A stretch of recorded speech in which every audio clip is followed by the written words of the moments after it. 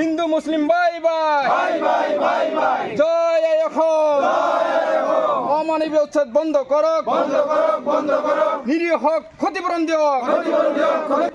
জুমাবাৰ আজি নামাজ পঢ়ি শান্তিপূৰ্ণভাৱে আমি প্ৰতিবাদ কৰিছোঁ আজি প্ৰতিবাদৰ কাৰণ এইটোৱে যে যোৱাকালি পাইকানত উচ্ছেদৰ নামত যি নিৰীহক গুলিয়াই হত্যা কৰা হ'ল এই হত্যাকাণ্ডটো আচলতে বৰ্বৰভাৱে হত্যা কৰা হৈছে বিশেষভাৱে দেখা গৈছে যে বিজেপি চৰকাৰ শাসনৰ অহাৰ পিছৰ পৰাই এটা বিশেষ জনগোষ্ঠীক অৰ্থাৎ মিয়া জনগোষ্ঠীক টাৰ্গেট কৰি সেই জনগোষ্ঠীক নিষেধ কৰাৰ কাৰণে ধ্বংস কৰাৰ কাৰণে উচ্ছেদ অমানৱীয় উচ্ছেদ আৰম্ভ কৰিছে আৰু এই উচ্ছেদ বন্ধ হোৱাৰ বাবে আমি হিমন্ত বিশ্ব শৰ্মা চৰকাৰক দাবী উত্থাপন কৰিছোঁ আৰু এই অমানৱীয় আৰু গণতান্ত্ৰিক আৰু অসাংবিধানিক মানে আপোনালোকে চাইছে নিশ্চিতভাৱে আপোনালোকে দেখা পাইছে যে শিশু বাচ্চাসকল আজি সিহঁতৰ খাবলৈ নাই থকাৰ ঘৰ নাই তিৰফল উচ্ছেদ কৰাৰ পিছত তিৰফল টানি দিছিল সেই তিৰফলক গুচাই দিয়া হৈছে গতিকে এই মানুহবিলাকক এই প্ৰশাসনক লগাই বুলডোজাৰ লগাই উচ্ছেদ কৰি দিয়া হ'ল আৰু এই তিৰফলবিলাকক গুচাই দিয়া হ'ল যাৰ বাবে এই পুলিচ প্ৰশাসনে মানে সেই মানুহবিলাকক উচুটাই বয় আৰু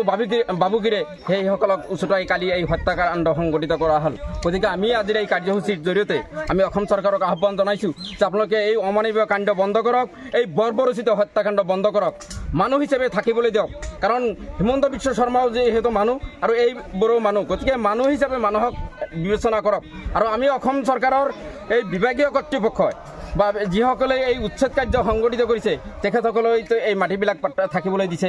ইমান দিন সিহঁতে কিয় লুকাই আছিল গতিকে আমি এই অমানৱীয় কাণ্ডৰ বিৰোধিতা কৰিছোঁ আৰু অমানৱীয় উচ্ছেদিত পৰিয়ালক আমি ক্ষতিপূৰণ দিয়াৰ দাবী উত্থাপন কৰিছোঁ লগতে যি দুজন হত্যা সংগঠিত হ'ল যিজন মৃত্যুমুখত পৰিলে সেই পৰিয়ালক আমি 1 কোটি টকাৰ দাবী উত্থাপন কৰিছোঁ যাতে চৰকাৰে এই হত্যা কৰা পৰিয়ালক 1 কোটি টকা ক্ষতিপূৰণ দিয়ে তাৰো দাবী আমি উত্থাপন কৰিছোঁ আৰু মানুহ তাত আছে খবৰ ল'বলৈ যাওঁতে প্ৰশাসনে আমাক বাধা দিয়ে মানে ইমানভাৱে স্বৈৰাচাৰীভাৱে এই উচ্ছেদবোৰ চলাই আছে তাত মানৱীয়তাৰ কোনো কথা নাই অমানৱীয়ভাৱে মানুহক দেখা কৰাৰ সুবিধা সিহঁতে দিব নোখোজে চৰকাৰে ইমান অমানৱীয় কাণ্ড সংগঠিত কৰিবলৈ এই চৰকাৰে আৰম্ভ কৰিছে গতিকে আমি এই অমানৱীয় হত্যাকাণ্ড অমানৱীয় উচ্ছেদ অগণতান্ত্ৰিক উচ্ছেদ অসাংবিধানিক উচ্ছেদ আমি বন্ধ কৰাৰ বাবে দাবী উত্থাপন কৰিছোঁ আৰু অসমৰ যিসকল অসমক ভাল পায় যিসকল মানৱপ্ৰেমী যিসকল মানুহক সেৱা কৰে আৰু সেইসকল মানৱপ্ৰেমী ৰাইজক আমি অসমীয়া ৰাইজক আচলতে প্ৰকৃত অসমপ্ৰেমী ৰাইজক আমি আহ্বান কৰিছোঁ যে এই নিৰীহ জনতাৰ কাষত সিহঁতে থিয় দিব লাগে কাৰণ সেইসকল নাগৰিকো এই অসমৰে নাগৰিক অসমৰে প্ৰকৃত বাসিন্দা সিহঁতে বানপানী আৰু বান গৰাখহনীৰ সমস্যাৰ কবলত পৰি সিহঁতে আজি 40-50 বছৰ ধৰি হয়তো চৰকাৰী ভূমিত বসবাস কৰিছে এই মাটিখিনিতো ৰাইজৰে এই জনতাৰে মাটি গতিকে এই জনতাৰ মাটি জনতাই থাকিব কোনে থাকিব বাংলাদেশী বুলি কৈছে সেইসকল উচ্ছেদিত মানুহক চৰকাৰে ইফালে বাংলাদেশী বুলি উচ্ছেদ কৰিছে আনফালে সিহঁতক ক্ষতিপূৰণ দিয়াৰ বাবেও ঘোষণা কৰিছে গতিকে চৰকাৰৰ এই নাটক চৰকাৰৰ এই সাম্প্ৰদায়িক উচ্ছেদ কেৱল বাছি এই মিয়া জনগোষ্ঠীৰ মানুহক উচ্ছেদ কৰিবলৈ লৈছে মিয়া জনগোষ্ঠীৰ মানুহক পুছবেক কৰি বাংলাদেশত পঠোৱাৰ সিদ্ধান্ত গ্ৰহণ কৰিছে এই কাণ্ড আচলতে অসমৰ বাবে খুবেই দুৰ্ভাগ্যজনক এটা জাতি জনগোষ্ঠীক নিষেধ কৰি ধ্বংস কৰি অসমৰ উন্নতি কামনা কৰাটো একেবাৰেই সমীচীন নহয় কোনো পৰ্যায় গ্ৰহণযোগ্য হ'ব নোৱাৰে গতিকে এই কাণ্ড অনতিপলমে চৰকাৰক বন্ধ কৰিবলৈ আমি আহ্বান জনাইছোঁ আৰু অসমৰ যিসকল আমাৰ ভূপেন হাজৰিকাই কোৱা মতে মানুহৰ বাবে আৰু সেই মানুহৰ বাবে এই শ্লোগান আমি অসমৰ ৰাইজে এই নিৰীহ জনতাৰ কাষত থিয় হ'বলৈ আমি অসমৰ জাতীয় প্ৰেমী ৰাইজক আমি আহ্বান জনাইছোঁ কাৰণ আমি উচ্ছেদৰ নামত এই নিৰীহক হত্যা কৰাটো উচ্ছেদৰ নামত ইহঁতক বুলডোজাৰ লগাই অত্যাচাৰ কৰাটো সিহঁতক নিৰ্যাতন চলোৱাটো এই কাৰ্য কিন্তু কোনো পৰ্যায় গ্ৰহণযোগ্য হ'ব নোৱাৰে উচ্ছেদ কৰি অসম চৰকাৰে ক্ষান্ত থকা নাই ইয়াৰ পিছত মুখ্যমন্ত্ৰী এই অসম চৰকাৰ অহাৰ পিছত